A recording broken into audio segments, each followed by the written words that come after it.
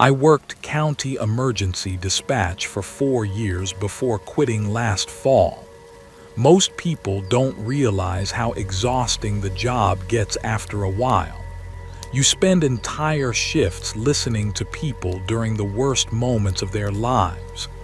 Accidents, overdoses, domestic calls, suicides, house fires. Even when nothing major happens, your brain stays tense because you know something eventually will. Night shift was always the worst. Fewer operators, longer silence between calls, and too much time to sit with your own thoughts while staring at blinking lines and dead monitors. That's when the Asheville calls started. Asheville was a small mountain town about 70 miles north of the county center. Technically, it no longer existed. A wildfire tore through the area 6 years earlier during a drought season and basically erased the place. Most of the residents evacuated. A few people died, and whatever survived afterward was condemned because the utilities and roads were destroyed. I never visited it myself, but everyone in the county knew the story because it became a huge news event at the time. There were documentaries, charity drives, lawsuits over failed evacuation alerts. The entire area was eventually fenced off because of unstable terrain and abandoned structures. The first call came in around 1:40 a.m. during a slow Thursday shift. At first, it sounded normal enough. Bad connection, lots of static, a woman breathing hard like she was driving while talking. I went through the standard script asking for location and emergency details. She said, "We're stuck on Birch Road. The fire crossed the highway." I started pulling up maps automatically while asking how many people were with her. Then she said, "Please tell them to open the north route this time."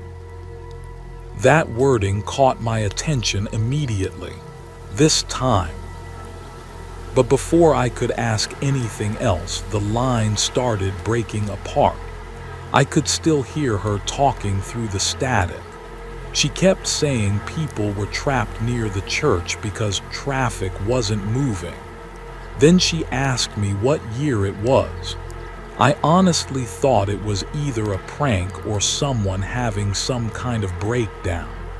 I repeated my question about her exact location. She answered, "Asheville. We're still in Asheville." The line disconnected right after that. I logged it as a possible mental health situation because weird calls happen constantly in dispatch. People drunk, confused, hallucinating, whatever. I didn't think much about it until the next night when another call came from the same disconnected area code. This time it was a man. Lots of shouting in the background, vehicle horns, wind. He sounded terrified.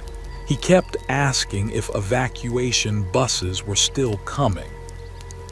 Said smoke was too thick to drive through, and people were abandoning cars on the road. I asked for his location, and he immediately answered, "Near the elementary school."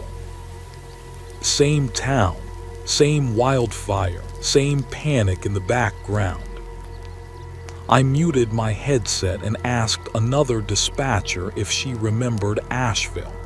She looked confused and said, "Yeah, why?" I told her about the calls. She got quiet for a second before asking what they said. Apparently, I wasn't the first person to receive them. That's when things started feeling genuinely wrong. According to her, random dispatchers had been getting similar calls for years during overnight shifts, never consistently. maybe once every few months, sometimes more often during wildfire season. The callers always described the evacuation in progress like it was happening live. Roads blocked, smoke everywhere. People trapped trying to leave town. Nobody could explain it because the phone records always came back corrupted or incomplete afterward. I asked why nobody escalated it officially. She just shrugged and said, "Management tells people not to talk about it." That answer bothered me more than the calls themselves. After that conversation, I started paying attention whenever unknown lines came through overnight. Most were normal, but every so often another Asheville call would appear. Different voices every time. Same situation, always mid-evacuation. One elderly man sounded almost calm while describing flames moving through the tree line behind his house. He asked if firefighters had reached town yet. When I told him the department had no active incident at that location, he went silent for a few seconds. Then he said, "No active incident."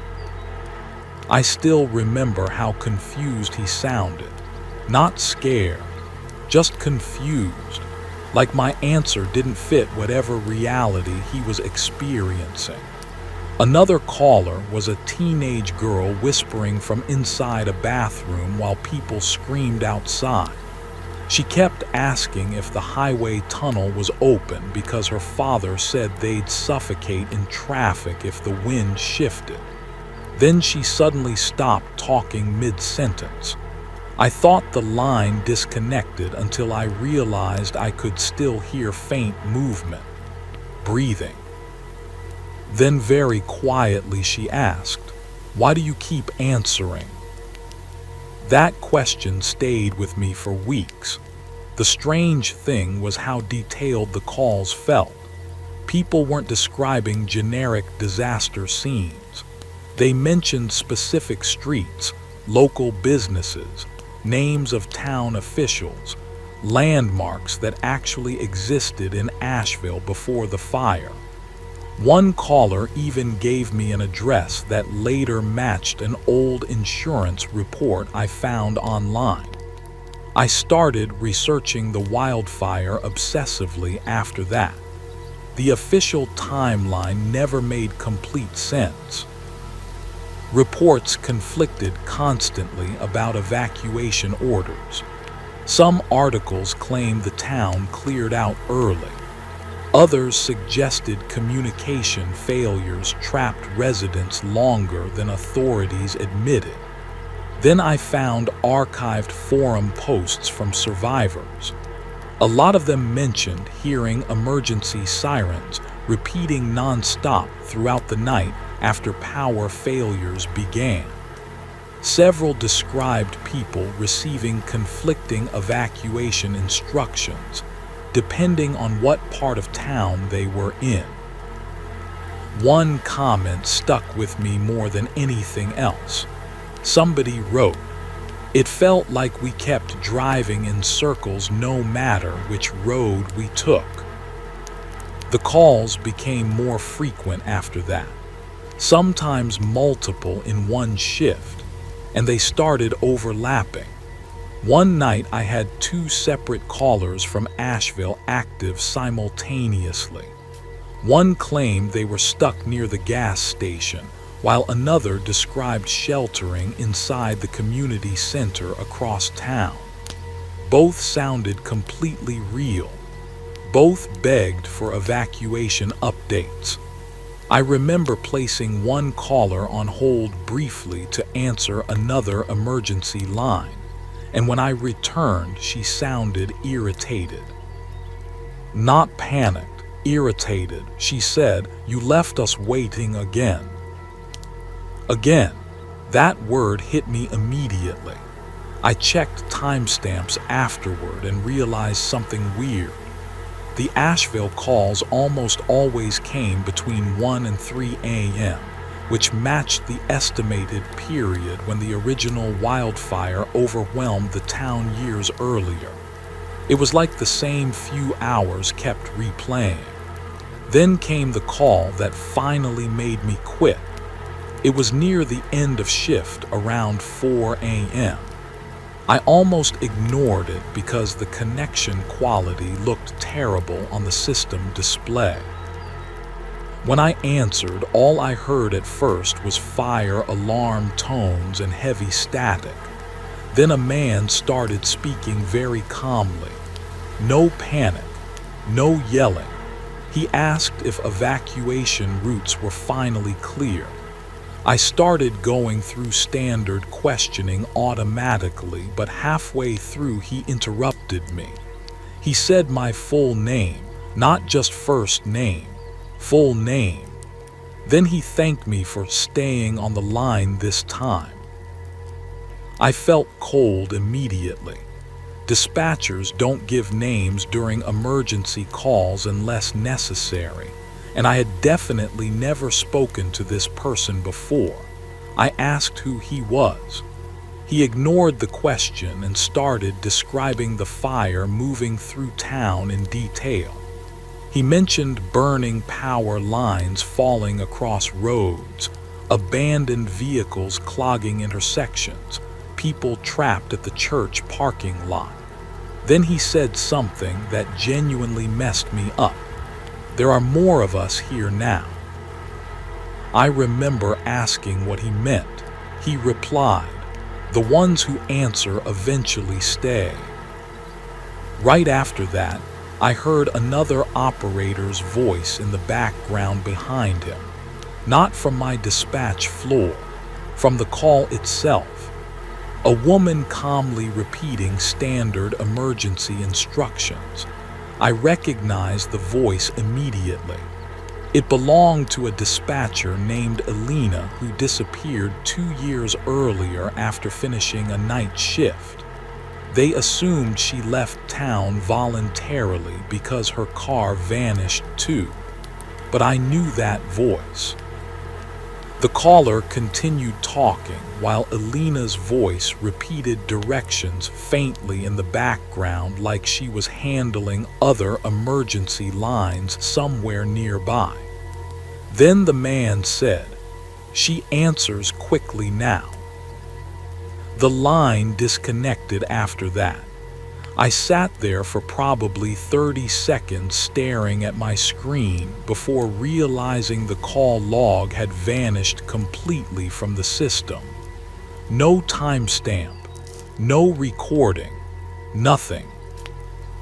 I went home sick that morning and never returned to dispatch after that week.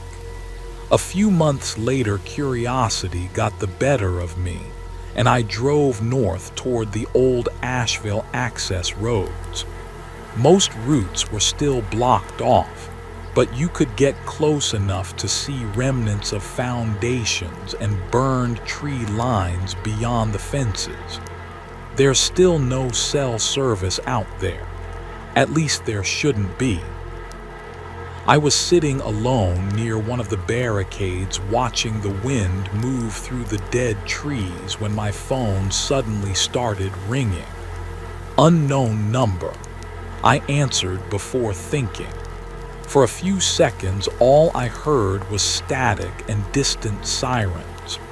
Then a tired female voice asked, 911, what's your emergency? I froze. The voice sounded exhausted, like someone at the end of a very long shift. Before I could respond, I heard dozens of other voices in the background. Men, women, children, all talking at once, all asking for help. Then I heard Elena, clear as day. She was taking another call somewhere nearby. The same calm dispatch voice she always used. The line crackled. A man came on next. Can you hear us? I couldn't answer. My throat felt locked shut. The static grew louder. Then the man said something I still think about almost every day. "We finally reached someone." The call ended.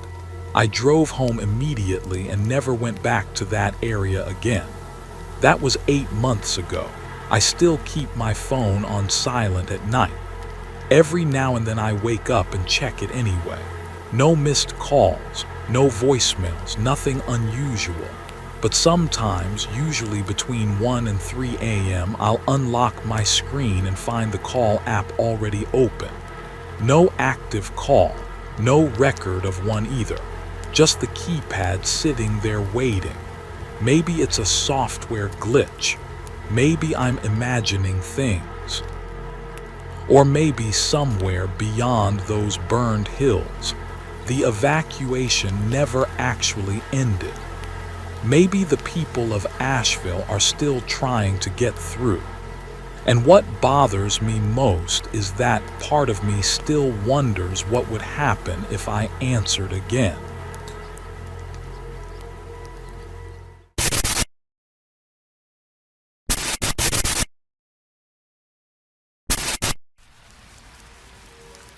My older brother worked corrections for a few years before transferring into private security work. He's not really the type to exaggerate stories, which is why this one stuck with me. Even when he told it, he sounded more uncomfortable than dramatic about the whole thing. This happened sometime around 2018 when he took a temporary overnight contract at an old detention facility in the desert outside Nevada. Officially, the place had been shut down years earlier after the military transferred operations elsewhere. Most of the buildings were empty and waiting for demolition, but because the site still stored records and equipment, a small security crew rotated through to keep trespassers out. According to him, the facility felt wrong immediately. Not haunted or movie creepy, just abandoned in a way that didn't seem natural, like people had left too quickly. Offices still had paperwork stacked on desks. Old cafeteria menus were still pinned to bulletin boards. One hallway apparently still had coffee mugs sitting inside a break room covered in dust. The strangest part was the prison wing underground. That section had originally been built during the Cold War for military detainees and later got reused for intelligence holding operations after 2001. By the time my brother arrived, the lower blocks were supposedly empty and permanently closed off. Only they still ran nightly head counts. At first, he assumed it was leftover procedure embedded in the shift schedule. Bureaucratic nonsense nobody bothered removing. Every night around 1 a.m., the guards on rotation had to walk certain cell blocks, confirm security doors, and radio inmate counts back to central monitoring. The weird thing was the forms already had names printed on them. Not inmate numbers, names. Every single night, the count sheets listed the same 37 detainees assigned to Block D. My brother noticed it during his second shift. He asked the supervisor why they were still doing inmate counts for an empty prison wing. The supervisor just said, "Because we're required to." That answer apparently irritated him because nobody could explain who was requiring it. The military no longer operated the facility. Most of the prison staff were long gone. The place barely had enough funding to keep lights on in half the buildings. But every night, exactly at 1 a.m., someone still performed count. My brother eventually got assigned to assist with Block D rounds, alongside an older guard named Mercer who'd worked the site since before decommissioning. According to him, Mercer treated the process way too seriously for an abandoned prison. They had to walk cell by cell with flashlights even though every room was empty. At each door, Mercer would stop briefly, check the slot window, then quietly say a number under his breath before moving on. When my brother joked about counting ghosts, Mercer apparently snapped at him hard enough to end the conversation immediately. That was the first red flag.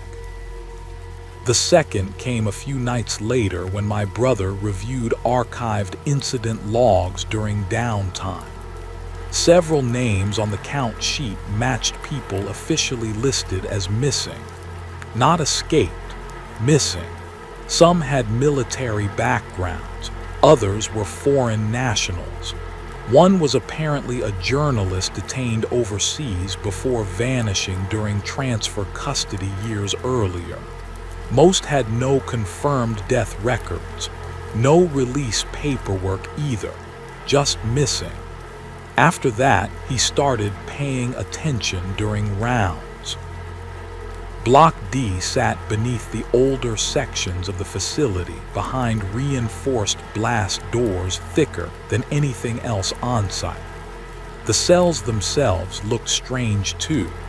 No bars, just heavy steel doors with narrow observation, windows, and restraint points bolted into concrete floors.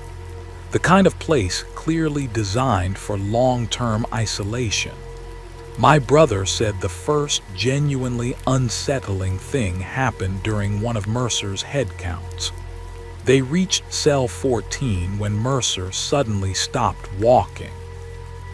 Then he stepped backward slightly and waited. My brother asked what was wrong. Mercer told him quietly, "You moved too fast." Apparently, there was an exact pace they were supposed to follow during count. My brother laughed because he thought the guy was messing with him. Then Mercer asked him if he'd heard the knocking yet. That question bothered him because right as Mercer said it, there actually was a sound somewhere down the corridor. Metal tapping, very faint, 3 knocks. My brother checked every visible cell window immediately. Empty. The sound stopped after a few seconds. Mercer refused to discuss it afterward. Things escalated slowly after that. At first, it was small stuff. Cell doors showing unlocked indicators briefly before correcting themselves. Motion sensors activating inside sealed rooms. Old intercom speakers crackling with distorted voices during overnight shifts. The staff blamed faulty wiring constantly, but according to my brother, maintenance crews almost never entered Block D anymore. Nobody wanted to stay down there longer than necessary. One night central monitoring called asking why count was delayed. The problem was my brother and Mercer hadn't even started count yet. According to the log system, someone had already begun walking the block 10 minutes earlier using Mercer's access credentials. Security footage showed nothing, just empty corridors. But the electronic checkpoints were still activating one by one down the hallway exactly as if somebody invisible was moving through them. After that, my brother started noticing another weird detail. Every night during head count, the inmate total stayed consistent. 37 present, always. Didn't matter what sensor faults occurred or what systems malfunctioned. The final count never changed. Then came the incident that made him seriously consider quitting. He was alone that night because Mercer called out sick. Central assigned him to complete Block D rounds by himself despite him protesting over radio. According to him, the prison felt unusually quiet that shift. Even the normal building noises seemed muted underground. When he reached Block D, the blast door was already open. He knew for a fact it should have been sealed because he personally checked it earlier. Inside the corridor, every cell light was on, not flickering, fully active. That had apparently never happened before. My brother radioed Central, immediately asking if maintenance teams were inside the block. No response came back, just static. He almost turned around right there, but protocol required completing the round if the security door was breached. So he went in. He said the strangest part wasn't seeing anything unusual at first. The corridor looked completely normal except for the lights. Empty cells, concrete floors, silence. Then he noticed the doors. Several observation slots were open. He swore they'd been closed before.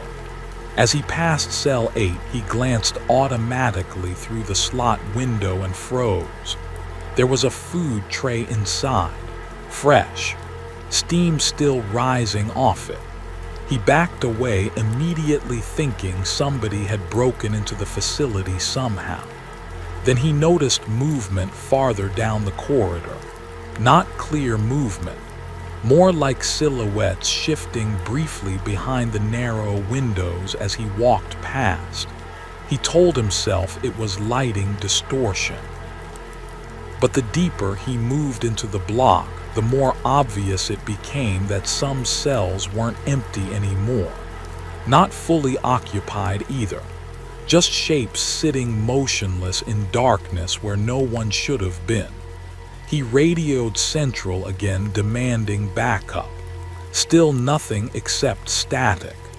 Then the intercom system activated overhead. A calm, automated voice said, "Prepare for nightly count."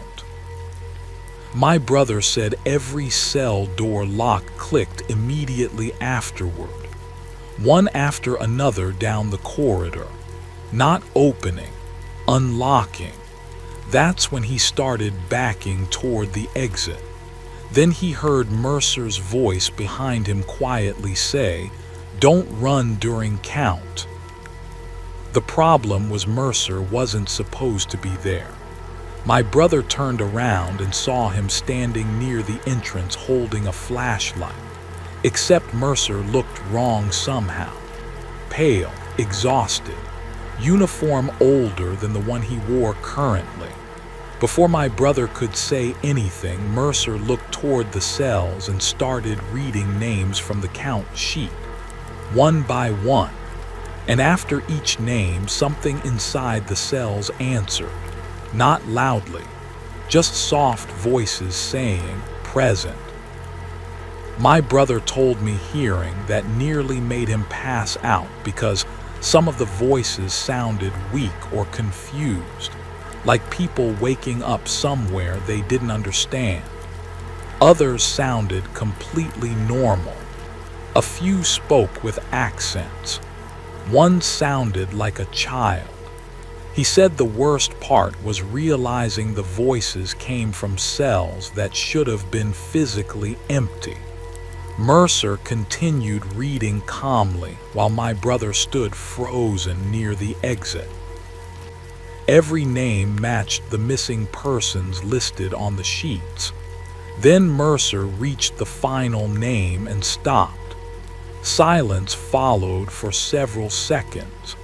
Then a voice somewhere near the end of the block quietly asked, "Are we being transferred?" My brother said Mercer looked genuinely upset hearing that. Before he could respond, all the cell lights shut off simultaneously. Complete darkness. A second later, emergency alarms started blaring throughout the prison. When backup finally arrived, Block D was empty again.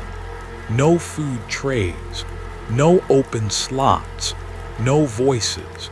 Just my brother alone near the entrance looking like he was about to throw up.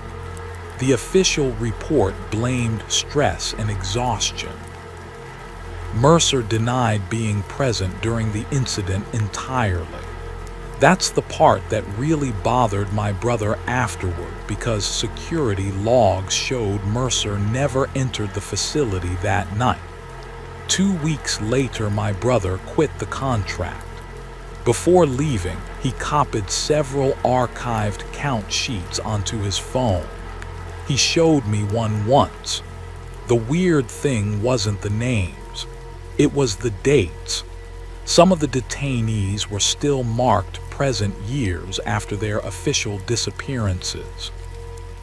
And every single form ended the same way. Count VERIFIED, 37 remaining. My brother never talks about that job anymore. Not because he's scared. At least that's what he says.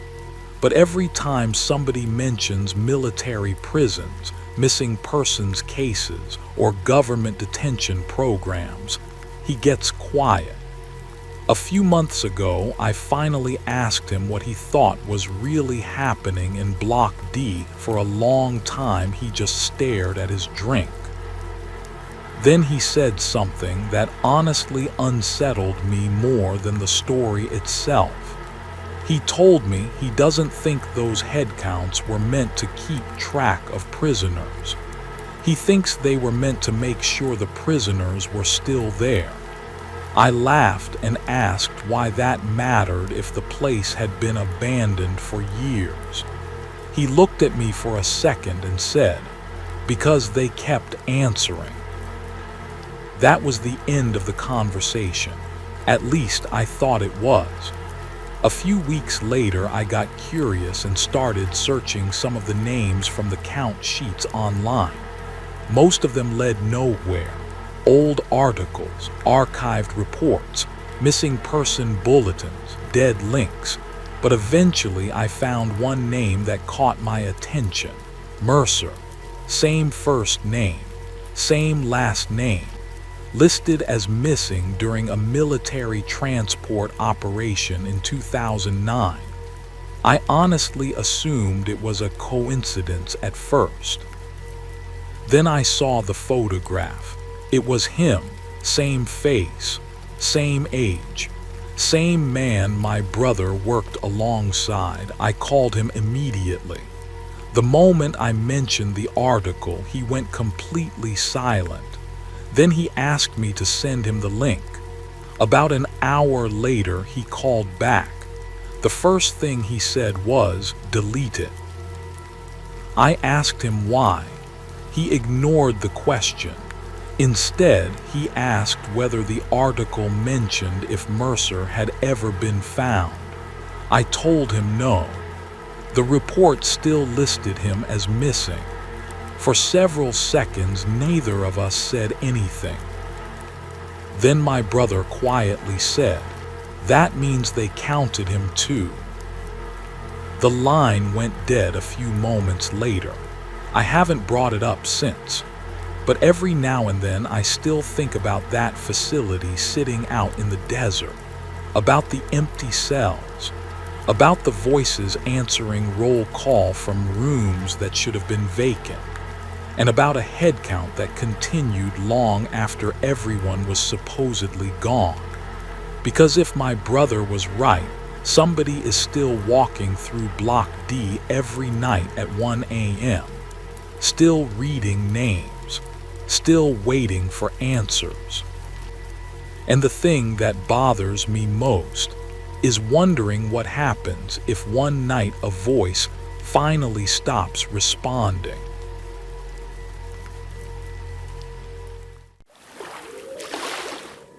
A friend of mine worked offshore for almost 5 years on deep-sea drilling rigs in the Gulf before he quit and disappeared back home. We weren't super close or anything, but he used to tell stories whenever he came back into town between rotations. Most of them were normal work stuff. Equipment failures, brutal shifts, guys fighting over stupid things after being stuck together too long at sea. But there was one story he only talked about once, and even then he sounded like he regretted bringing it up halfway through. This was maybe 3 years ago. We were drinking behind a repair shop after closing, and somehow the conversation drifted toward weird offshore accidents. That's when he mentioned a mechanic named Collins. According to him, Collins had been on the same rig for years. Quiet guy, mid-40s maybe. Apparently everybody liked him because he stayed calm during emergencies and knew the machinery better than half the engineers on board. Then there was an accident during a drilling operation about 200 miles offshore. My friend never explained exactly what failed because he wasn't directly involved in the drill systems. But something went wrong deep below the platform during pressure testing. Not a full blowout, but close enough that alarms triggered across multiple sections of the rig. They lost power briefly and had to shut operations down while emergency systems kicked in. During the outage, part of the lower maintenance crew got trapped near one of the flooded equipment corridors. Collins was down there when it happened. They eventually recovered everyone after maybe 40 minutes, but according to my friend, Collins came back different afterward. Not injured exactly, just wrong. At first, people assumed he was in shock. He barely spoke during meals and started staring off during conversations like he was distracted by something nobody else could hear. A medic on board tried evaluating him, but Collins insisted he was fine. Then weird things started happening around him. The first incident sounded harmless enough. One of the crane operators walked into the mess hall complaining about coffee quality before he even opened his mouth. Collins responded with, "Yeah, they burned it again." The operator laughed and asked how he knew what he was about to say. Collins just shrugged. Nobody thought much about it until it kept happening. People would start conversations, and Collins would answer before questions were finished. Not guessing either. Actual responses to things nobody had said yet. One worker joked that Collins was reading minds. Apparently, Collins looked genuinely uncomfortable after hearing that. My friend said the atmosphere on the rig slowly got tense over the next week because once you notice something like that, you can't stop paying attention to it. At first, everybody tried rationalizing it. Maybe he was just good at reading expressions or predicting routines. Offshore work gets repetitive. Same people, same schedules, same conversations every day. But then Collins started responding to things there was no way he could anticipate. One night during maintenance checks, my friend was walking with another mechanic discussing a hydraulic issue they planned to report in the morning. They hadn't spoken to anyone else about it yet. Before they even reached the equipment bay, Collins walked past them and said, "Control already knows about pump 3. They're shutting it down tomorrow." Then he kept walking. The shutdown order came through less than an hour later. Stuff like that kept piling up. Crew members started testing him deliberately, changing subjects mid-conversation, writing questions down instead of speaking, trying to catch him slipping. Sometimes it failed completely.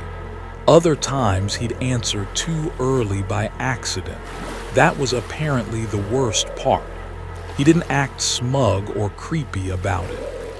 According to my friend, Collins looked exhausted all the time, like he was trying very hard not to say certain things out loud. The rig supervisor eventually pulled him aside after several complaints from crew members. Nobody knew exactly what was said during that meeting, but afterward Collins stopped talking almost entirely unless necessary. Then came the incident that convinced my friend something was seriously wrong. Around 2 a.m. during storm conditions, one of the drill technicians got into an argument with another worker near the elevator shaft. My friend wasn't there for it, but people nearby said Collins suddenly stood up during dinner and told everybody to move away from the east stairwell. No explanation, just said it urgently enough that several workers actually listened. Less than 2 minutes later, a suspended equipment container broke loose during the storm and crashed through part of the stair structure. If people had still been standing there, it probably would have killed them. After that, nobody joked about Collins anymore. People started avoiding him instead. My friend said the rig became weirdly quiet whenever Collins entered a room. Conversation stopped. Some workers got paranoid. He was listening to private discussions before they happened. Others thought the drilling accident caused brain damage or exposure to something underground. There were rumors too.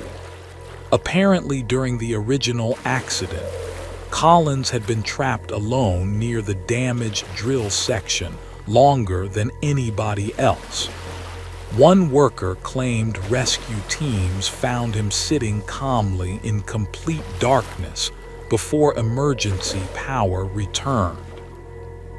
Another rumor said Collins kept insisting the accident had happened before already, not metaphorically, literally, like he remembered living through it more than once. My friend didn't believe that part initially until he overheard Collins talking to the medic late one night. According to him, Collins sounded terrified, not confused, terrified. He kept asking the medic what date it was, then arguing when the answer didn't match whatever he expected. At one point he apparently said, "No, this is earlier than last time." The medic reported him for psychological evaluation after that, but evacuation got delayed because of weather, so Collins stayed on board another 4 days. That's when things escalated. People started noticing Collins reacting to conversations before they physically happened, not just predicting topics, actually responding several seconds early.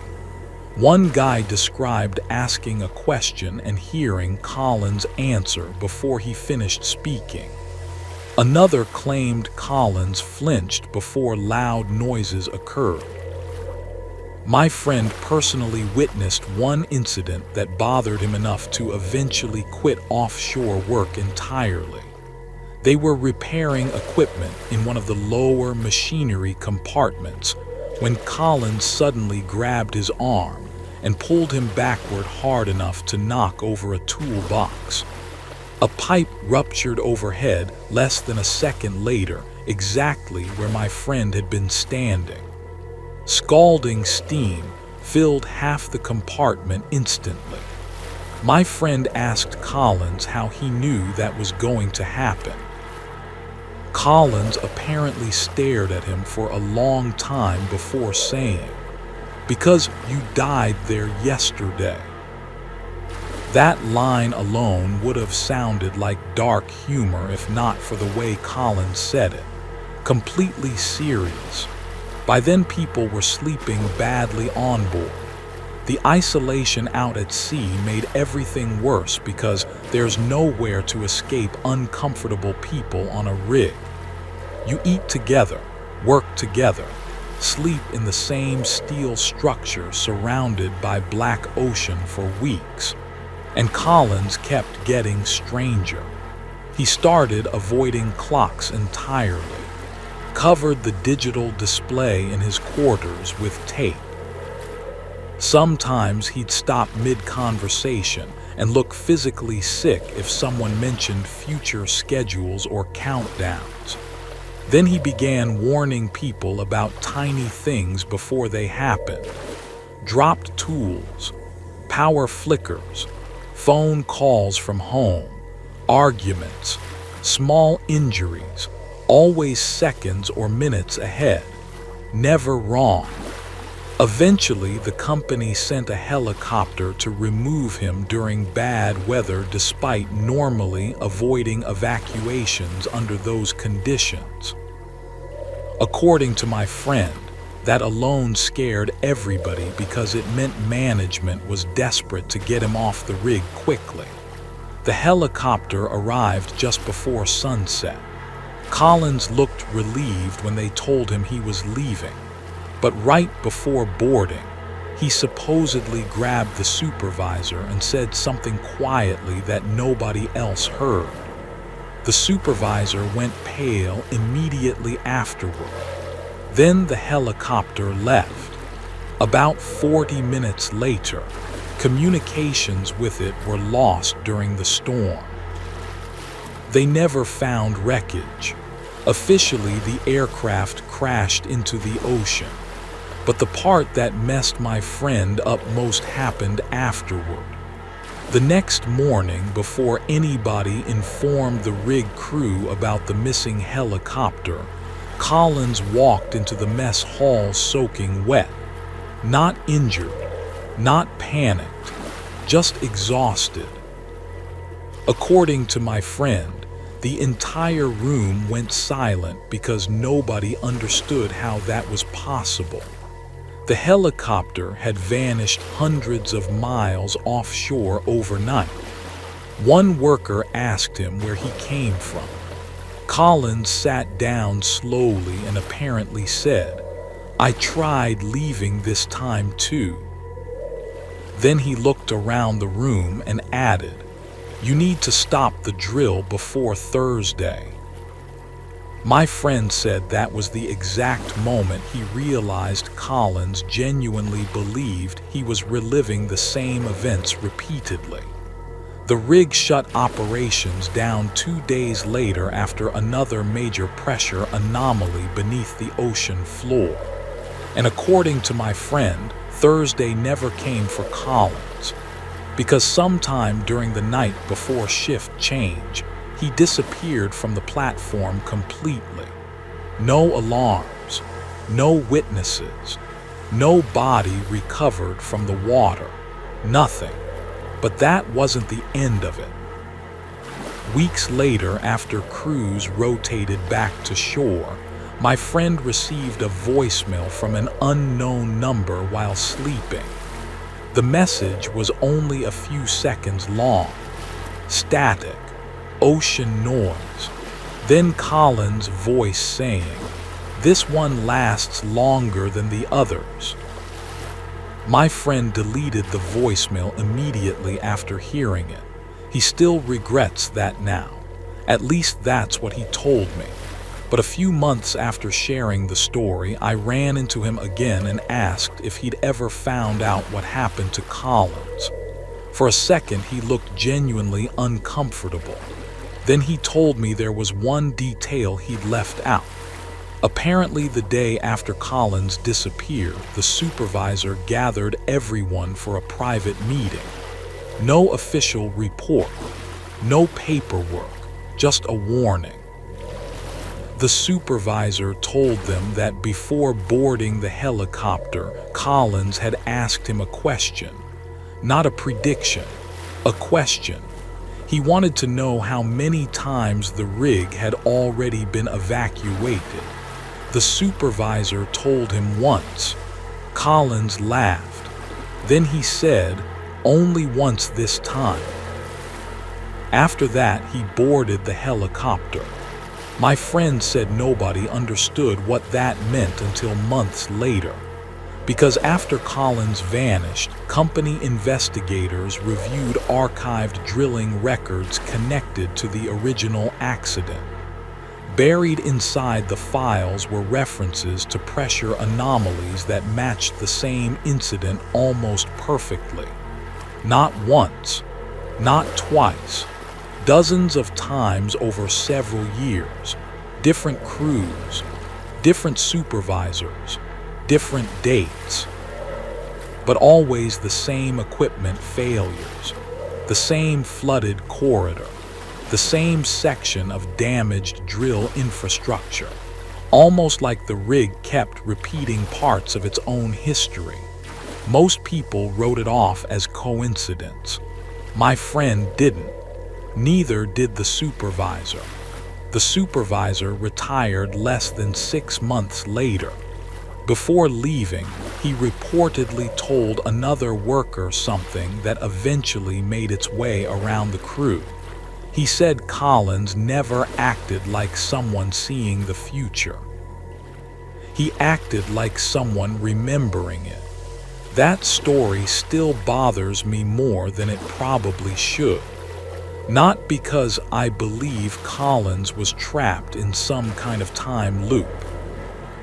And not because a helicopter disappeared. Offshore accidents happen.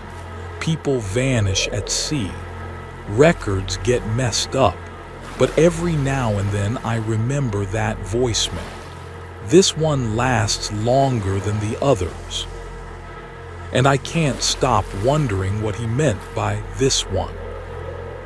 Because if Collins really was reliving the same stretch of time over and over again, then maybe he wasn't warning people about the future at all.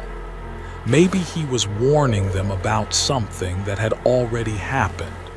Again, and again, and again. And the thing that still keeps me up at night is wondering whether he ever found a version where he actually got off that rig.